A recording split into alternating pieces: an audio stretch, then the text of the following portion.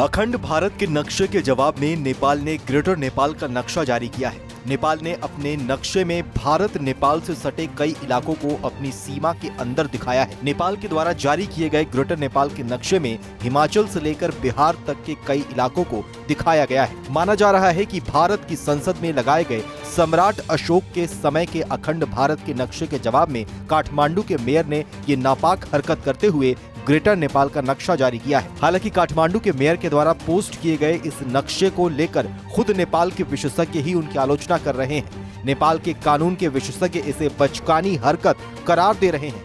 यही नहीं, नेपाली विशेषज्ञ काठमांडू के मेयर की इस हरकत को देश के संविधान और राष्ट्रीय हितों के खिलाफ बता रहे हैं। आपको बताएं तो हाल ही में जब नेपाल के प्रधानमंत्री अपने भारत दौरे से लौटे तब उन्होंने पीएम मोदी और भारत की जमकर तारीफ की। नेपाल के पीएम ने दावा किया था कि आने वाले समय में दोनों देशों के बीच रिश्ते और मजबूत और बेहतर होंगे। आपको बताएं तो काठमांडू के मेयर ने अखंड भारत के जिस नक्शे के जवाब में अपना नक्शा जारी किया है, भारत ने अपने नक्शे को लेकर पहले ही सफाई दी थी। भारत के विदेश मंत्री एस जयशंकर ने अखंड भारत विवाद पर साफ कर दिया था कि ये केवल अशोक के साम्राज्य को दिखाता है, दोस्ताना देश इसे समझेंगे।